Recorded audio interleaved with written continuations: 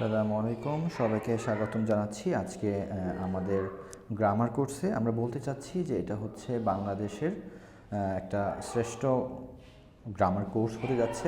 This is the best grammar course in Bangladesh, কারণ আমরা আসলে পৃথিবীর সবচাইতে বেস্ট বই থেকে এই কোর্সটা নিচ্ছি। ওকে, সো দিস ইজ আসলে পৃথিবীর বেস্ট সেলিং একটা বই, ইংলিশ গ্রামার ইন ইউজ, এবং এই বইটা বের করেছে হচ্ছে আমাদের ক্যামব্রিজ ইউনিভার্সিটি থেকে বের হয়েছে। Okay, so English grammar in use এই বইটা হচ্ছে পৃথিবীর অন্যতম বেস্ট সেলিং একটা বই, এবং এটা লিখেছেন রেমন মার্ফি। ওকে, সো আজকে আমরা শুরু করি আমাদের এই বইয়ের প্রথম ইউনিট, এবং নিশ্চিতভাবেই আমরা এটি জানিয়ে রাখতে চাই এটা হবে আপনার জীবনের শ্রেষ্ঠ একটি গ্রামার কোর্স ইনশাআল্লাহ।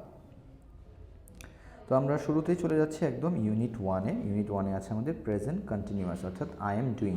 ওকে, দেখুন এখানে একজন মহিলা আছে যিনি গাড়ি চালাচ্ছেন। তো বলছে তার নাম হচ্ছে সারা। সারা ইজ ইন হার কার, সারা তার গাড়িতে আছে। She is on her way to work, সে তার কাজে যাওয়ার পথে আছে। She is driving to work, এবং সে ড্রাইভ করে করে কাজে যাচ্ছে। তার মানে কি, শি ইজ ড্রাইভিং, সে এই মুহূর্তে ড্রাইভ করছে। তার মানে হচ্ছে শি ইজ ড্রাইভিং নাও, সে এই মুহূর্তে আমরা যখন কথা বলছি তখন ড্রাইভ করছে, অর্থাৎ at the time of speaking. The action is not finished, এবং এই যে সারা কাজে যাচ্ছে, এই কাজটা কি শেষ হয়েছে? নো, কাজটা শেষ হয়নি। আর এটা কাঠামোটা কীভাবে হবে? Am is are ING. যেমন আই এম, এটা আমরা সংক্ষিপ্ত রূপ এভাবে লিখতে পারি, আই এম অথবা am driving. He she it, he she ইটের সাথে হয় is working. We you they are doing. I am driving, he she অথবা it is working, we you they are doing. Okay, তাহলে আমরা যখন বলবো আই এম ডুইং সামথিং, এর মানে হচ্ছে আমি একটা কাজ করা শুরু করেছি এবং সেই কাজটা এখনও শেষ করিনি। আই হ্যাভেন্ট ফিনিশড, অর্থাৎ আমি সেই কাজটা করার মাঝে আছি। I am in the middle of doing it. এবার আমরা সেন্টেন্সগুলো অ্যানালাইসিস করি। Please don't make so much noise, I am trying to work. দয়া করে এত আওয়াজ করো না, আমি কাজ করার চেষ্টা করছি। ওকে, এখানে আমরা আই ট্রাইটা ইউজ করব না। ওকে, কারণ আমি এই মুহূর্তে কাজ করার চেষ্টা করছি, আমি কাজ করার চেষ্টার মাঝখানে আছি। ওকে, আবার দেখি হোয়ার ইজ মার্ক, মার্ক কোথায়? He is having a shower, সে গোসল করছে, অর্থাৎ আমরা যখন কথা বলতেছি ঠিক সেই সময় গোসল করতেছে। ওকে, লেটস গো আউট নাও, চলো বাইরে যাই। ইট ইজন্ট রেইনিং এনিমোর, এখন এই মুহূর্তে আর বৃষ্টি হচ্ছে না। ইট ডাজেন্ট রেইন, এটা আমরা বলবো না, কারণ এটা হচ্ছে ঠিক এই মুহূর্তের কথা আমরা বলছি। How is your new job, তোমার নতুন চাকরিটা কেমন? আর ইউ এনজয়িং ইট, তুমি কি এটা এনজয় করছো? অর্থাৎ ঠিক এই মুহূর্তে কথা বলার সময় কি তুমি এনজয় করছো? হোয়াটস অল দ্যাট নয়েজ, এই কিসের আওয়াজ হচ্ছে? হোয়াটস গোয়িং অন, কী চলতেছে, অথবা হোয়াটস হ্যাপেনিং, অর্থাৎ এই মুহূর্তে কী চলছে সেইটা বোঝানো হচ্ছে এই কথা দিয়ে। ওকে, কিন্তু এটার একটু ব্যতিক্রমও হতে পারে, যেমন sometimes the action is not happening at the time of speaking. অনেক সময় এরকম হতে পারে যে ঠিক কথা বলার সময় এক্স্যাক্টলি সেই সময় কাজটা হচ্ছে না। যেমন এখানে একজনের ছবি দেওয়া আছে, আমরা দেখতে পাচ্ছি এখানে একজনের ছবি দেওয়া আছে।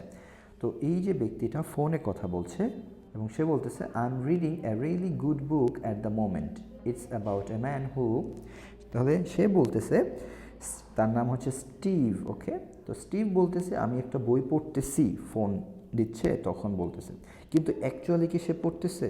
অ্যাকচুয়ালি কিন্তু সে পড়তেছে না, সে তো এখন এই মুহূর্তে ফোনে কথা বলতেছে।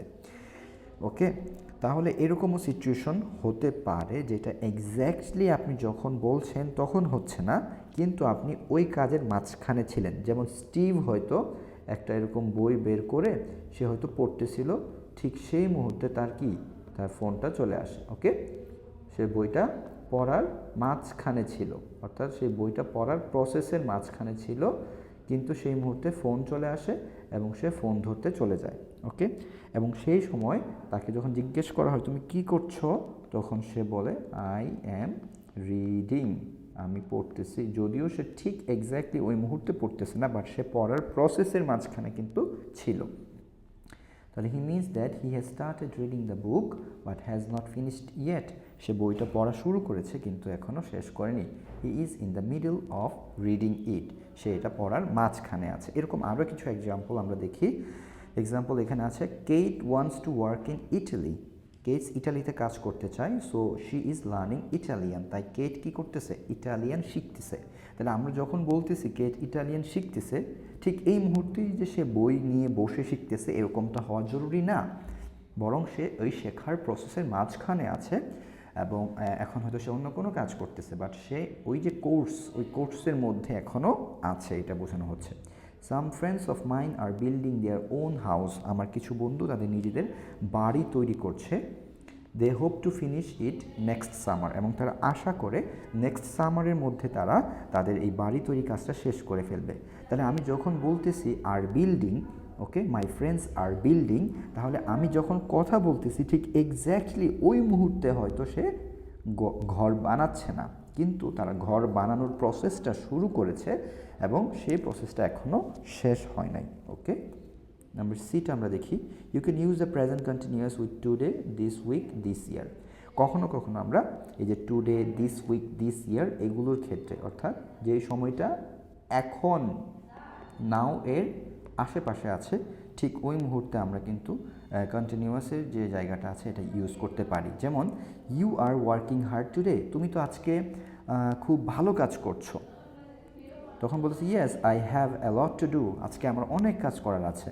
The company I work for isn't doing so well this year, আমি যে কোম্পানির কাজ করি সেটা এই বছর খুব ভালো কাজ করতেছে না বা খুব ভালো পারফর্ম করছে না।